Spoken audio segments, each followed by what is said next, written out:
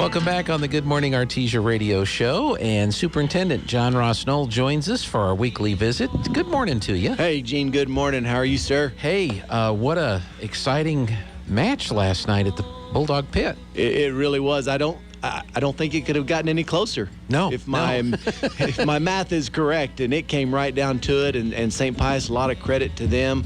Really a scrappy team, not a lot of size, but they got after it too, and our ladies just showed a lot of character, even having to battle back from being behind a few points in that last set. Yep. And end up and win it by 2 points and get ready to go on to the next stage. Yeah, and guess who they get to play? Goddard. Let me think. Yeah, that's right. Yeah. Fourth time they'll see Goddard this year, so we'll see what happens on Friday morning. And I mentioned real quick, Gene, since we're talking athletics, just walked in a couple minutes later than usual because they were having a ceremony for Riley Crandall, signing her letter of intent over in front of the Bulldog Pit. And so congratulations to Riley and her family, and she's going to go be a Baylor Bear. Okay. And my brother's vice provost at Baylor, and I was able to send him a picture a few minutes ago of Riley and I, and so he's excited to have her in Waco.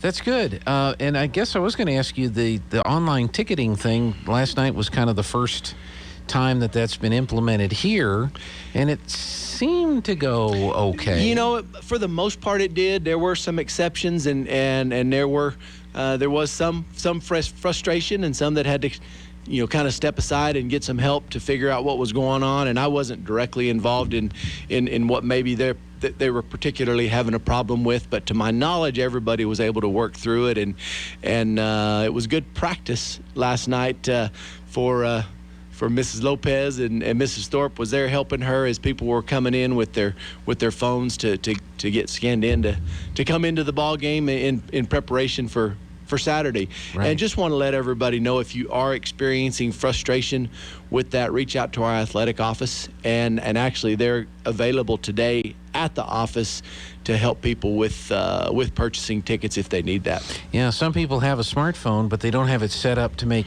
online purchases. Right. Yeah. And then there's some people that just struggle with the technology, and they have a phone because that's what you get nowadays. Yeah. And so I'm glad that they're there to help out this afternoon or this week to get ready for that. Yeah. Well, and this is, of course, historically for several years for playoff games. To purchase tickets, you've had to do that online, but you could also print out your ticket and bring your ticket to the gate. And here in Artesia during our regular seasons, of course, just still using regular tickets. And so it is new for some of us. And again, if people are having trouble, let us know, and we'll help you out the best we can. Very good, very good. You made an announcement at the school board. I did, Gene. Of course, we had a lot of other things going on and at the school board meeting, but I did make it publicly known that I am going to be retiring it won't be effective until the end of June of 2022, but I had of course talked individually to board members leading up to that time, but made that public announcement Monday night, and just wanted to make sure that our board, including our incoming board members, had the appropriate amount of time to make a plan and make some determinations on posting the job and interview process and how that will roll out. And so they'll be discussing that in December and moving into January. Now, I'm sure you gave at least one reason. You want to share a little bit with us what you shared with the board when you made your announcement on your... Well, I actually didn't point to any particular reasons other than just they say that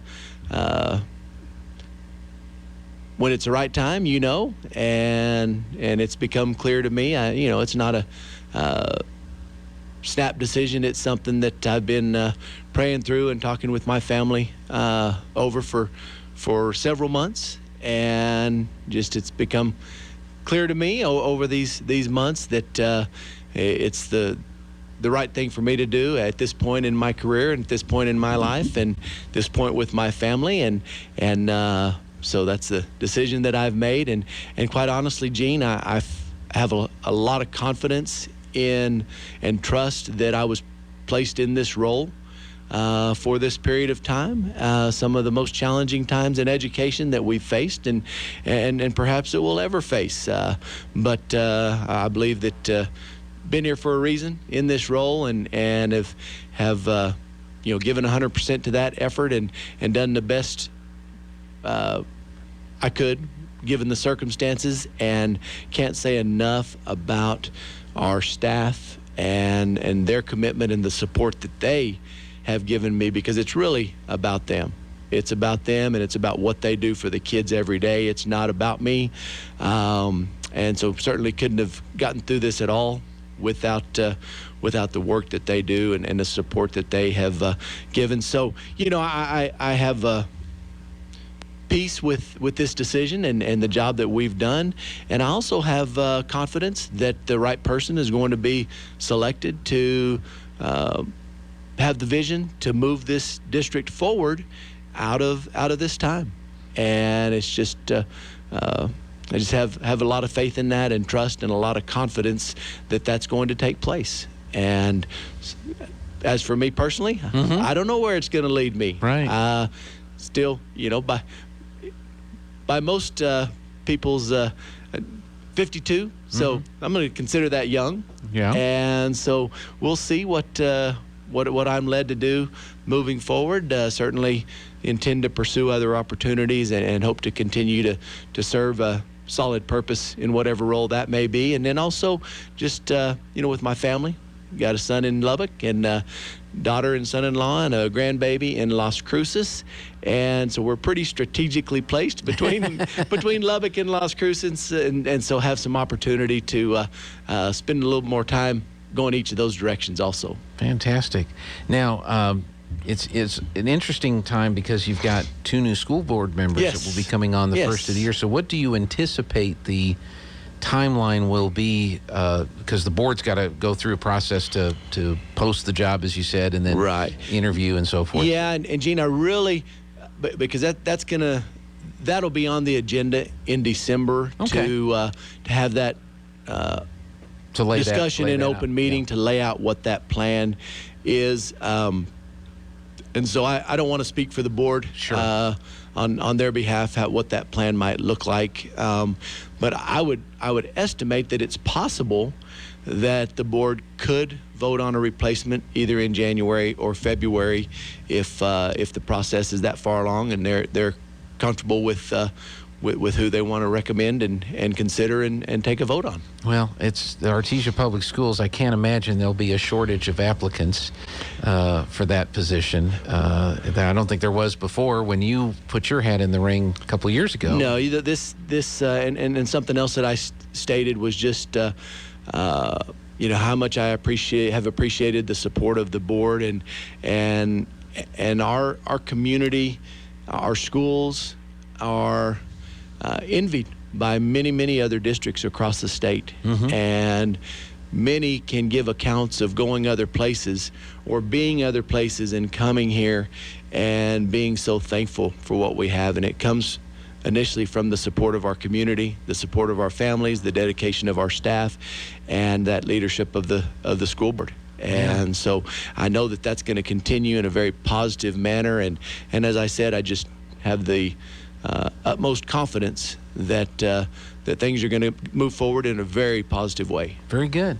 Was there anything else from the board meeting or anything else you want to mention one thing today? that I wanted to mention, and I'll do it quickly, but I want people to have an awareness of is, of course, we've talked a lot about social studies standards and this rulemaking process that's coming up on Friday for the social studies standards. But what is also incorporated into that same time frame of public comment is regarding Secretary of Education's ability to remove or suspend a school board. And so they're taking public comment on that. They are at the same time. And so it's kind of been it hasn't received near as much publicity as the social studies standards have. But a couple things quickly regarding that is a new provision in that rule is that a board could be suspended for an emergency situation, but it doesn't necessarily define what emergency is. And in that case, there would not have to be a public hearing prior to